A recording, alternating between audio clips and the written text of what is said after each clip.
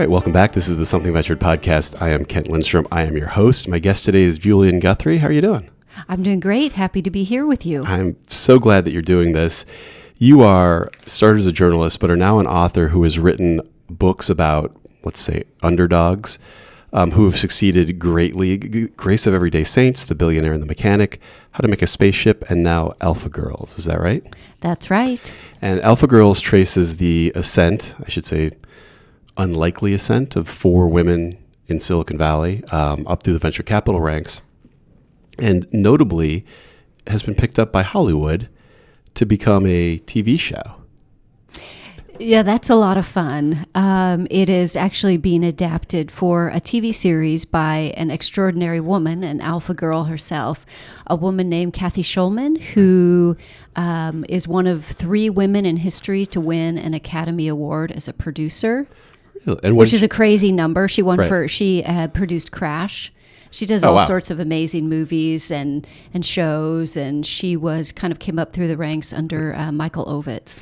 And my understanding, that's interesting. So my understanding is... That's a whole different story. Yeah, right. My understanding is that it was pretty hotly contested, actually. And she won out over some other big Hollywood studios. I think there were 8 or 9 bids for it. Folks from Amazon, George Clooney's firm, Sony, Brent Ratner's firm. Wow. And but Kathy this is an interesting story of how women can prevail and what they have to do to prevail. Yeah. She was in early and strong with an offer, like first in, big offer, came on strong, stayed with me. I was really indecisive. I didn't know the Hollywood terrain that well, and I was getting advice from all different places. And Kathy actually said, I'm happy to talk with you about all of the offers, in terms of where they're coming from and why I think I'm right for this. Yeah. And she was really candid. And I just thought, a woman who has lived this story, but who also has such a great track record, is going to handle it beautifully. And it's moving forward. A treatment an outline has been written for, I think, 3 seasons. Oh, wow. And there's a big announcement coming, I think, next week, actually, on the development side of things. So is it going to be, this is funny, I talk about this because this podcast covers Silicon Valley, but I have one that's, I've done episodes where Silicon Valley goes to Hollywood. And I talked to a friend of mine who's a producer, and he talks about how reality TV is produced. And it's always like one of my most popular episodes. Like, people love Hollywood. It doesn't... Well, it's funny for me because as a longtime journalist, to have Kathy Schulman and the screenwriter Margaret Nagle, whom I adore, but they operate so differently than journalists. And they come, and I introduce them to the Alpha Girls of my book and to other women, including Julie Wainwright, who had just a phenomenal IPO this week with The Real Real. Right. And Julie's going to have a part in the story as well. And like a young woman entrepreneur named Megan Rose, who started Roxbox. And anyway, they would just sit down and just shoot the breeze and talk about their missteps and their stories. And as a journalist, I'm more trained to get in there. You get the story, I'm like watching my watch, checking the clock. Right. We only have so much time. And it's Hollywood works in a very mysterious way. So it's been fun to see how they operate. Yep. But to see the brilliance on their side in pulling this together. So it will be a highly dramatized rendition of my book. But it will still have the same name, So Alpha it's not Girls. a documentary.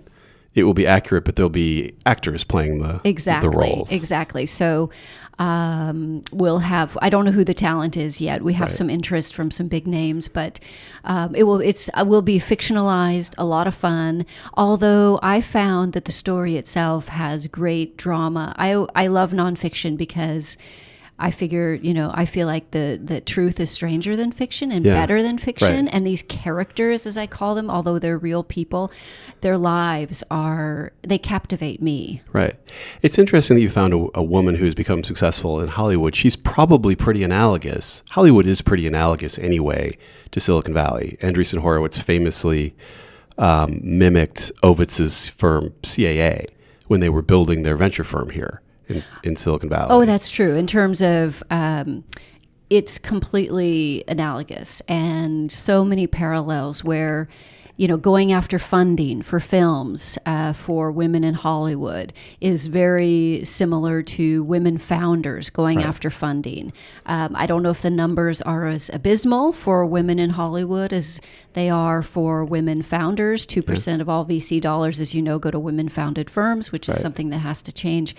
And then just being taken seriously, not being taken seriously. Even the top women actresses make, like 68 cents to the dollar, something like that their top male peers make in Hollywood. So she has lived the story and had to work twice as hard and had to be, extra quantitative and all the things that these women of my book, Alpha Girls, have also had to do, had to really prove themselves again and again in this world where there are these ridiculous, unnecessary barriers. Right.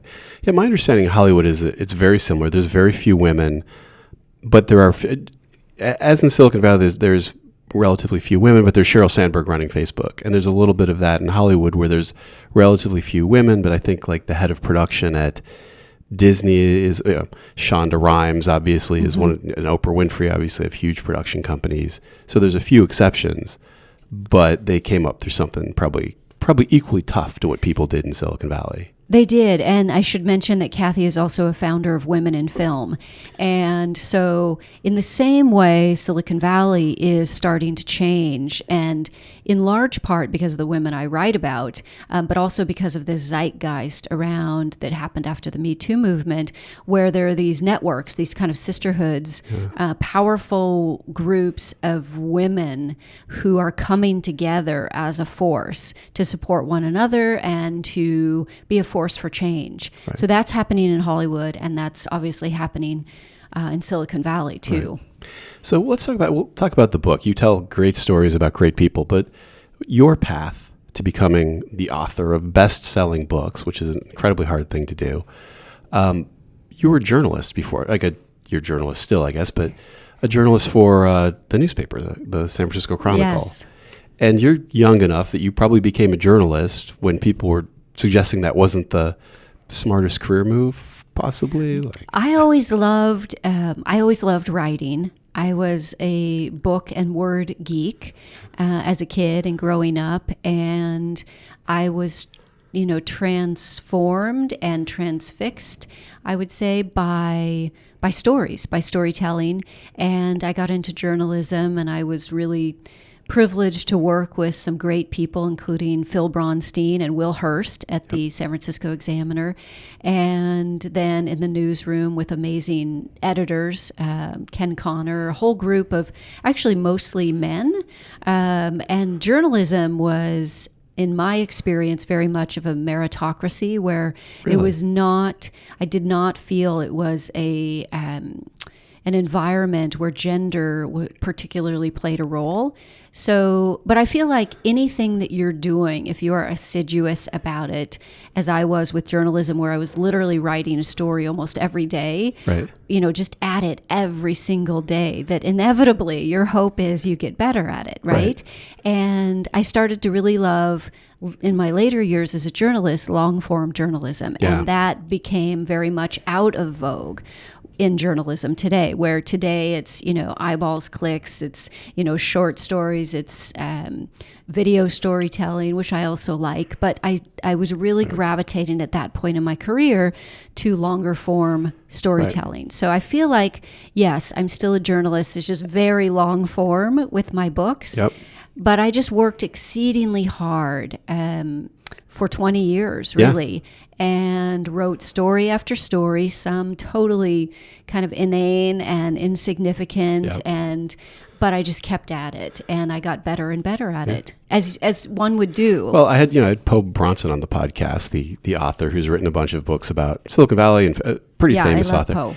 And he said, anybody, can write a book. Just spend 5 years writing articles for The Atlantic, and they're terrible, and then they're better, and then finally you're good. But he's like, people come to me I should write a book. He's like, well, until you've written for years, you're going to be terrible at it. That's true. That's true. Well, it's a craft like anything else. But again, I think it's this being constant in application, where you are just assiduous about it. And, it's tons of hard work and a ton of sacrifice. And I was working full time, and then I started writing books on the side and raising a child. And, there was no time. I've cut out a ton of things. I didn't have vacation for years because I was always, in my so-called vacations, I was always writing books on the side. I was writing my first book and then my second book and then my third book, How to Make a Spaceship.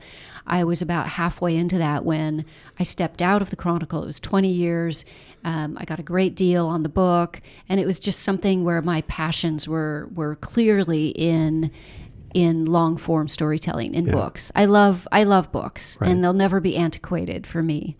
I asked Poe that in our conversation. I was like, a lot of people in Silicon Valley, not like you, but venture capitalists who are trying to advance their career will write a book, the secrets of this, or, what it's like to be a venture capitalist. And you read some of them, and they don't need to be books. They're kind of like, they could be a white paper or a long essay. They've kind of been forced into a 240-page, book. But Poe's response was, no, the book's going to be, we'll see how it evolves, but it's a form that he thinks is going to be around for a long time. Oh, I do too. I think the statistics support that as well, that nonfiction and fiction books are, selling. I think the numbers are holding steady. Even imagine this, the printed form. Yeah. They're still there, and people are buying a lot of books. And, you do see changes with books being bought in bookstores. I love, of course, independent bookstores. But stories have the power to change the world. And that's what, whether incrementally or whether advance things in giant steps. So that's why I embrace storytelling. So you mentioned long-form journalism. How did you see journalism evolve while you were in the newsroom, as there were fewer people got the newspaper and the famously cut staff and things like that? What did you see the evolution? Or some papers folded, I guess, actually.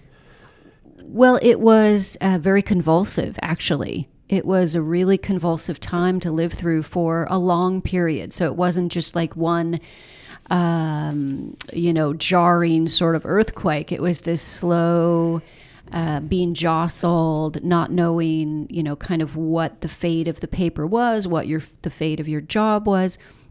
But I think, and this has been well documented, the papers really missed out. The newspaper industry, and this is obviously not just in the Bay Area, but missed out on moving things online. Right. And, I know Craig Newmark and what happened with Craigslist, He basically took the classified money from the newspapers. He did. And so that was something that the newspapers were not quick enough to move on, and really damaged newspapers. So for us on the inside, reporters, it was constantly scrambling to figure out what to do to make up for that, that revenue that was just suddenly sucked away and went online. And it was much more accessible and easier for the consumer.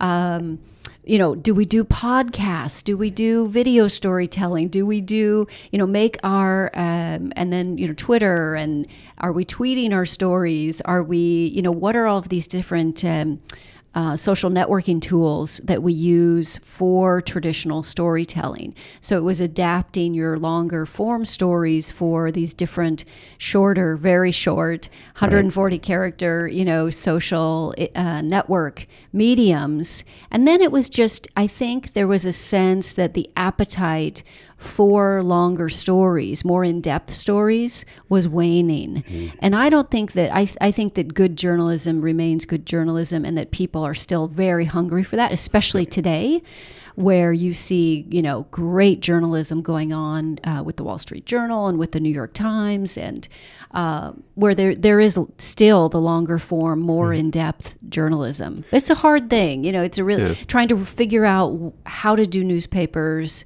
in a whole new world. Yeah. The sad thing to me, or the loss to me, seems to be, I think the big things are going to get covered, like the New York Times and the Washington, they're going to cover the Donald Trump and the international stuff. The thing that I worry about is, and blogs, can do only so much. You used to have this thing where there'd be some guy who was watching City Hall, and he or she would sit there for months, and they'd watch and they'd put things together. They'd be like, that guy's sleeping with her and paying that guy. They would uncover something about government that just took time and money to do.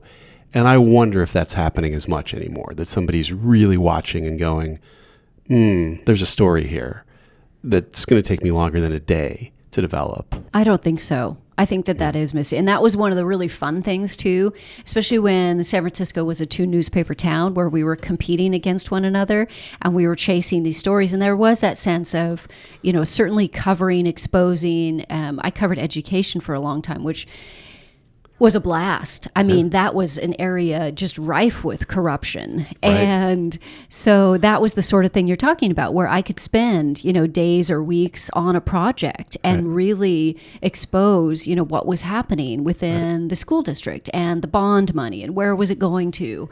But I don't think that's happening to that degree now at all. Right.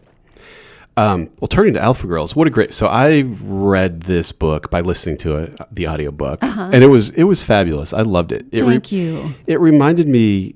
I'll say the names of the women, and I'll get maybe 3 of them right.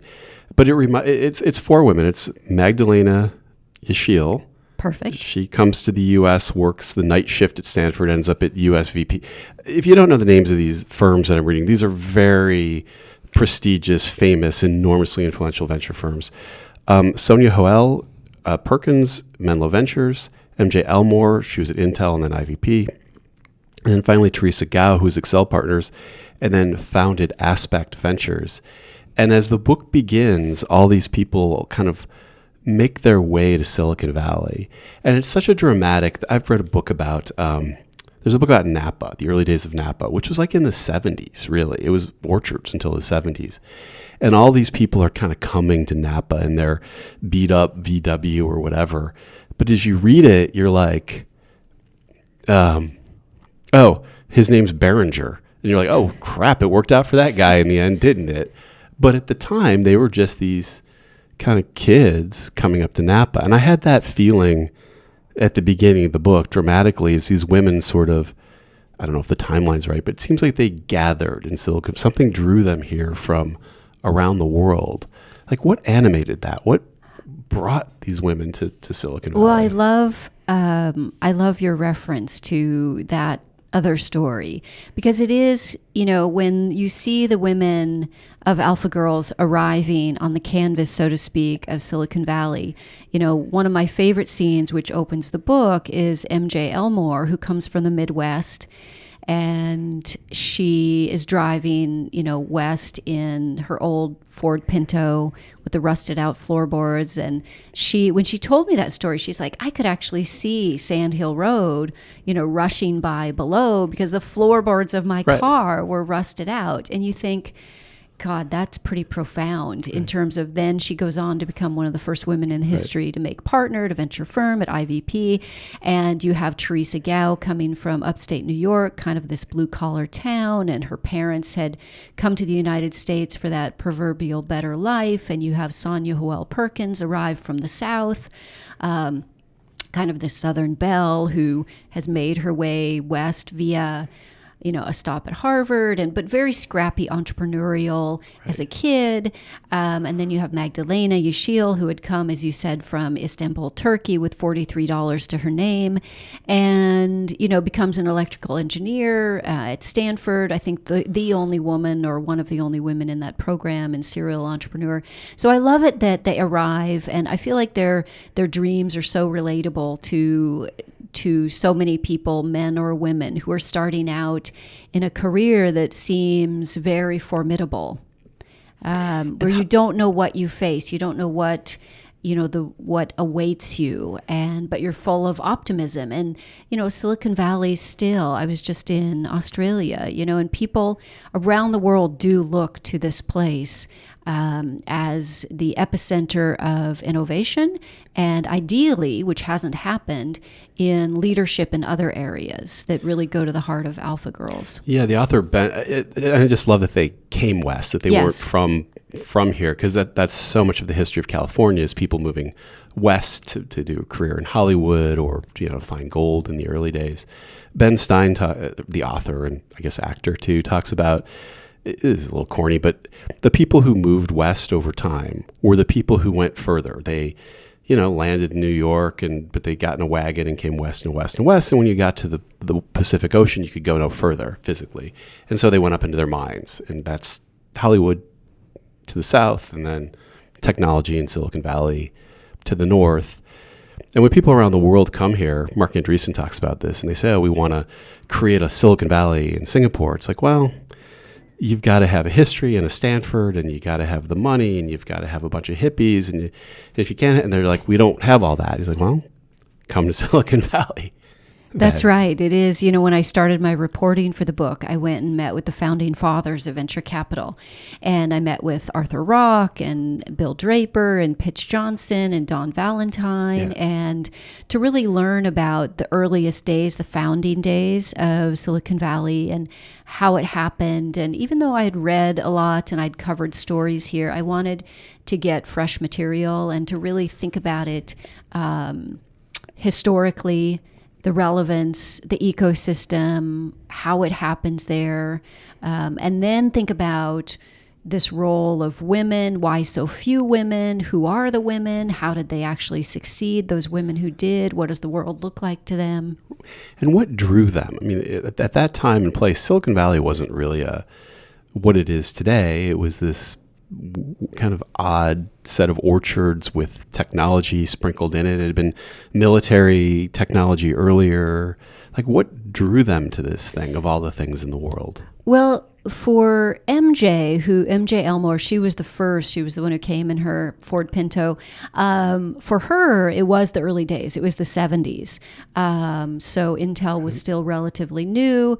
But and Magdalena as well. For Magdalena, it was engineering, but it was also something very pragmatic, which was nice weather. She had started out in Chicago, and she's from Istanbul, Turkey, and people said, go west. That Stanford's a great school, and the weather is really nice, and it's similar to what you probably had in Istanbul. But for Theresia, who arrived really right before the start of the dot-com boom, the Netscape IPO, she came specifically because this was, a revolution was either, imminent or was underway, and in terms of the computer internet revolution. So she arrived in the mid-90s. And so they all came at different times. And Sonja arrived in the height of the dot-com boom. Right. So these women represent kind of different timelines, different generations, but they all were working concurrently as well through this story. But you see MJ arriving first. And so what drew them west primarily was this kind of, I think it was this pioneering spirit, the gold that you speak of, the gold rush combined with this modern day gold rush of technology. Right. They were very drawn to technology. They were young women who loved, math, engineering, tech, coding. Right. Before there were all of the girls who code type of programs, but they were just drawn to those things and the entrepreneurial spirit. And they were all, they were not silver spoon women at all. They, they were very hard workers, had, in some cases, very little, were from very low income, hardworking blue collar families. Right. And who, as you met with Don Valentine and those folks, famous venture capitalists who were here early, how did they receive you? Were they excited to tell you the story of early Silicon Valley, or skeptical? Very gracious. Yeah. They were really wonderful to talk with. And, Arthur Rock, and they're all now in their late 80s or 90s and doing very well and very gracious. I think that, the world to them was entirely what they saw around them. It was pretty much all men, although the early women, there were a ton of early women programmers, but in the establishment of the venture capital world, which is what they really did, they were there before it really had its name. They just loved this role of taking these early startups and seed funding and seeing them, taking big risks and seeing, 1 out of 5 or 1 out of 10 or some ratio working. So, but they were really gracious. They were wonderful to talk with. It's a walk through history with these men, and people like Bill Draper. Bill Draper is like the quintessential ally to women. He's a great, wonderful human being, and he is one of these, as is Reed Dennis, who I spent a lot of time interviewing, the founder of IVP, who these men who hired these, very talented young women and really looked past gender. Right. It was never even a factor. But then, kept the relationship very strong all along, the working relationships, were aware of, the complexities of women's lives as they marry and have children, and how that's different from men who maybe don't have a working spouse. So they were great. Also, they were great male allies, which is a key thing in this book, where there are some misdeeds and some bad behavior by men, but there are a lot of great men who are featured in the book. Yeah, that's one of the things I've covered in this podcast a few times, which is, at least when it comes to things like sexual harassment, where I've asked women like Ellen Powell, it's like, well, what if you're like a guy and you're not harassing anybody and you're not getting harassed? It's not that you don't think it's going on, but it's not in your mind. It's not at the forefront of your mind. And she makes that point that you just need to get it, that it happens, and keep having the conversation, in my case on a podcast. But in the case of an executive, by just, talking to women and bringing them along, because it's as she puts it, it's not maybe not as she puts it, I'm interpreting this. It can't just be women. It should be women supporting women, but obviously it's somewhere along the line, these women had men helping them a little bit to get in and begin and move down the path. And women who work in male-dominated industries, whether it's Silicon Valley or whether it's architecture or building or law or medicine or on and on, they need to have male allies. They're working with all men. And that doesn't mean that they have to be one of the guys. It means that they have to find commonalities, and that the men, like Theresia Gouw had several great allies, and does to this day, male allies. One was Jim Getz, who is at Sequoia and, chased down the WhatsApp deal and one of the greatest in terms of financials deals in history. And he's a great guy. And he, was an ally all along to Theresia. And he was telling her, as she said, kind of what the guys in the locker room, so to speak, were saying. And sometimes it wasn't that nice. Right. And, it's interesting when I talked with Arthur Patterson, one of the founders of Excel, also a gentleman, a really great guy. He looked at Theresia, it was very much merit-based. She was Brown Engineering magna cum laude. She was Stanford MBA. She had worked at a startup, even though it was failed. She's dynamic. But interesting, several men have said to me, I thought of these women as, they're just one of the guys. Right. And so I think that is great, but I think there has to be the next step of, it's great that they fit in, but they are not just one of the guys. They are women. Right. And I think it takes it a step further. And this is something that I just started thinking about after having a conversation like a week ago, that, if you are an all-male, predominantly male firm or company, don't host your off-site event as a flag football game, for instance. Think about, these things where even though, the woman on your team is a team player, think about, how the world looks to her. And that was one thing that, I feel like going a step further, that, it's not enough that she is one of the guys, because she, is a woman, and she might not necessarily want to play. She might want to play golf or play flag. I love golf, but she might, not. She might want to do some other things. She might want to have, like Magdalena. She found that her partners at USVP, would get together and watch football. she didn't know about football, whether American or European. Right. And so she started hosting these dinners at her house. She was a great cook, and she would invite all the male partners over and their spouses or partners. And soon this became a great networking thing. Of course, yeah. So it's just a matter of being a team player in terms of you want to develop those relationships and you want to advance your career, but also you can still be true to yourself. Did these women have any sense? There's been something I've been coming across in this podcast talking to people, is that there was a set of women earlier than them.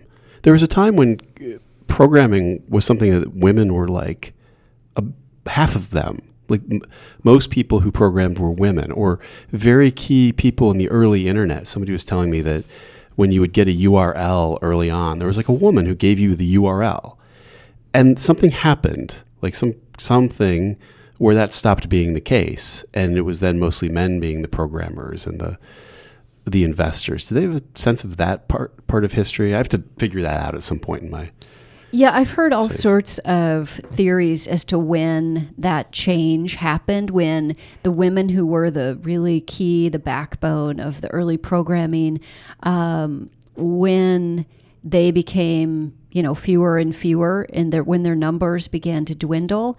I've heard it was around, the advent of video games, of kind of the Atari era, but I think it was before that even. And, you look at Hidden Figures and, right. There were women there. There were those key women who helped get John Glenn into space. And you look at Silicon Valley, and what I found is there were women there all along, and playing these really important roles of launching not rockets, but companies, and playing some really significant role, but their stories were not told. Right. So it has similarities in that way to Hidden Figures, but where women's stories are not told as often. Well, and one of the great stories in this book that I didn't, and I think I know a lot about Silicon Valley, was that Magdalena was a key critical person, like really critical, not just like put some money in creating Salesforce, and worked with Marc Benioff, who seems to attribute Salesforce's success and existence to her assistance. It's a great story. These women played really key roles in funding, mentoring, staying with, companies that made the internet safer and faster, that were the backbone kind of computer companies, the first public CRM company, getting into social networking, bringing real estate online. And Magdalena, with Salesforce, it's a really fun story. She was a partner at USVP, and she knew Marc Benioff as she had been a serial entrepreneur, and he was a young buck kind of at Oracle. And they had lunch one day, and he ran this idea by her for software as a service, and explained his concept, and she was like, I get it. He asked her, can I do it and should I do it? And she said yes, and I'm going to help you every step of the way. And when her partners at USVP declined several times to invest in Salesforce, she personally invested. She wrote a check, I think it was for $500,000, which for her was most of the money she had at that point, but she so believed in it. And so she was really with Marc and the early team. She brought Parker Harris in, who I think is the CTO now still. Okay. But she helped really build it, keep it alive from idea through IPO. And there was a crucial time in the dot-com bust when Salesforce was running out of money fast because it was relying on all of these other startups for its cash. And Magdalena had this great idea, which was very contrarian to what they had been doing, about upfront payments. Instead of pay as you go, pay by the drink was their model. And that wasn't working financially. So she proposed this she spent a lot of time thinking about it and analyzing and looking at the payment structure. And anyway, it was something that saved Salesforce in really dire days. It's such an incredible story. And I think I know a lot of the stories, just didn't know that one.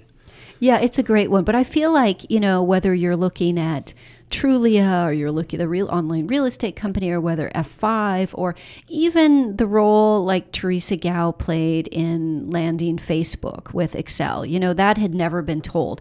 It's not, she doesn't say that she was a lead on the deal.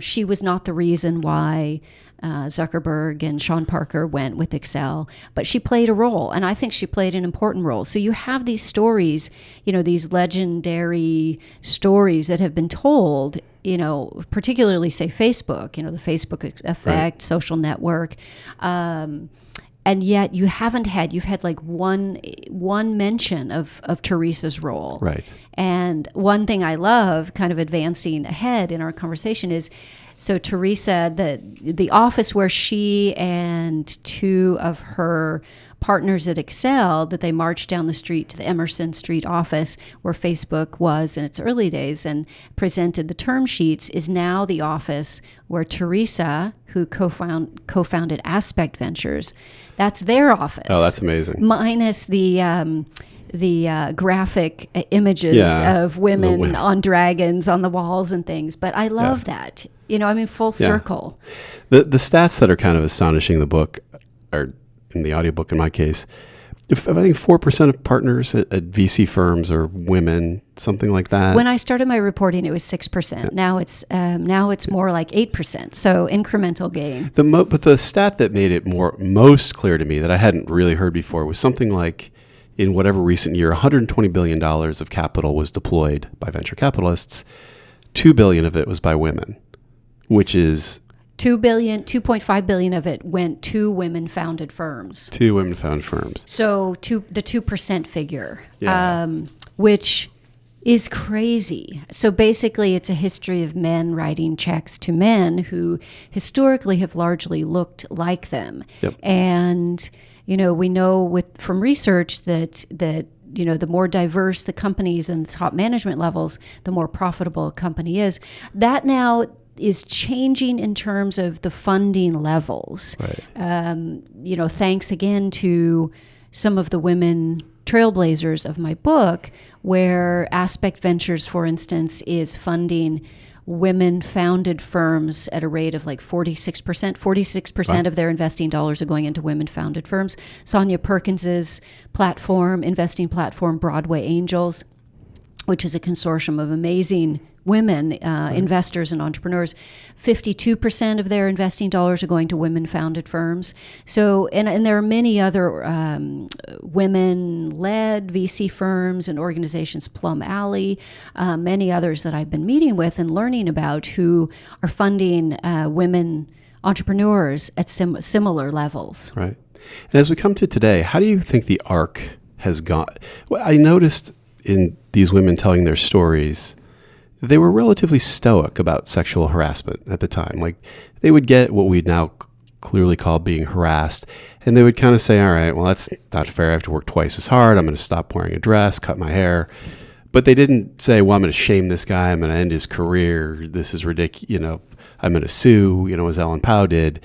They sort of, I don't know, they were more stoic about it than probably leading the way to what's happening today, where people are losing their actual jobs and firms. I think that's an astute observation, actually. And the women of my book, I think there are many paths to success, but I think the women who succeeded, who I write about in Alpha Girls, they had thick skin. They used humor to diffuse tense situations. They knew when to take issue with something, off-color joke, who cares, and when to let it go. They knew, but taking issue with something, Magdalena Yesil went to an early sales conference, not with Salesforce, but with an early computer chip company, and there was a striptease act as the evening entertainment. So she took issue then when she's with her partners at USVP, right, and they're telling, an off-color joke, and they're like, oh, geez, I'm sorry, I forgot you were here. She's like, it's fine, don't worry. So I think they have much to teach us, actually, about, Sandy Kurtzig, the first woman to take a tech company public. She's in the book. There's a really fun scene with her. She arrives at Stanford in her red Ferrari with like a pink briefcase. But she said, if you look for discrimination, you won't get where you want to go. And I think there's something to that. I think there's something to, yes, you are going to stand up for something, for what you believe, and also for something that's really wrong. But we can also have conversations. Women and men should be having conversations. Right. And it shouldn't be an us versus them. There are a lot of great guys who want to be great allies. And it should be a conversation again where, so there's not this questioning. I talk to men who are like, I don't even want to have a closed door meeting with a woman. I don't know if I can open a door for a woman. In some of those things, it goes way to an extreme right. where it seems as though if you just have a conversation and have open dialogue, that will solve a lot of those problems. But these women did have a thick skin. They did look past some affronts where they just looked at it as, this is a great opportunity. I love tech. I love this job. I'm going to persevere. And most of it is great. In every job, there's something that's not great, right? You can't expect perfection right. in a job or just about anywhere. So they do have much to teach in that way. As you kind of look forward from today, having done this, how do you feel about the future? Are you optimistic? Are you pessimistic? Like, what do you see now that you've studied this from, these earlier women to the women doing things today? I'm a great optimist by nature. I always have been, but I'm optimistic where I see these pockets of change, where I see these really dynamic men and women particularly, who are becoming a force for change. But I also see the statistics. I read the statistics. I talk to the women, where it's only between 5 and 20% of the top managers at firms across industries are women. So you have these, you have progress in pockets where there's some great stuff happening. Hooray. But you also have progress that's stalled, where why are we having this conversation about diversifying at such levels? Why are we at this place where women are still only, such and such a percentage of the managers on boards, in leadership positions? It makes no sense, whether it's a moral or ethical quandary, whether it's a moral or ethical imperative. That's one thing, but it's also a financial bottom line. You're not maximizing your profit potential if you don't have a diverse leadership team.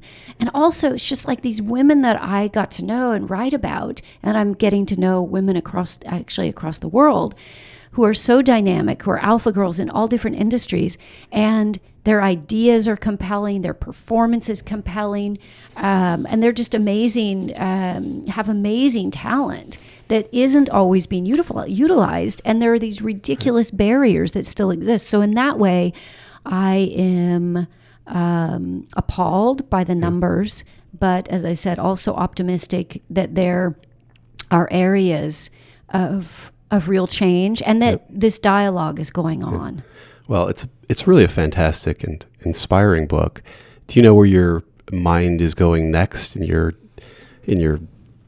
bestseller factory now? Well, now you've got a Hollywood division to what you do as well. This book has changed me more than any of my books.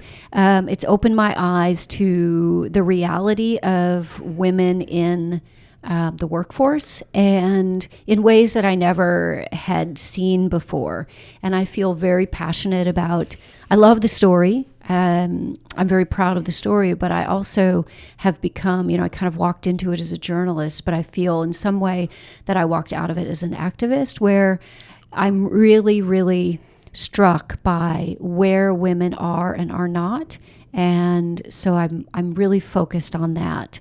And again, that's one thing I love about journalism, is that it changes you. Yeah. Each story adds a little bit to you. And this story has added to my knowledge in really profound and wonderful ways. I love it. Well, it's a fabulous book. The book is Alpha Girls. I did the audiobook. I kind of recommend that too, but the book as well. Thank you so much for doing this. Thank you for the great interview. All right. So Julian Guthrie has been my guest. The book is Alpha Girls. See you next time.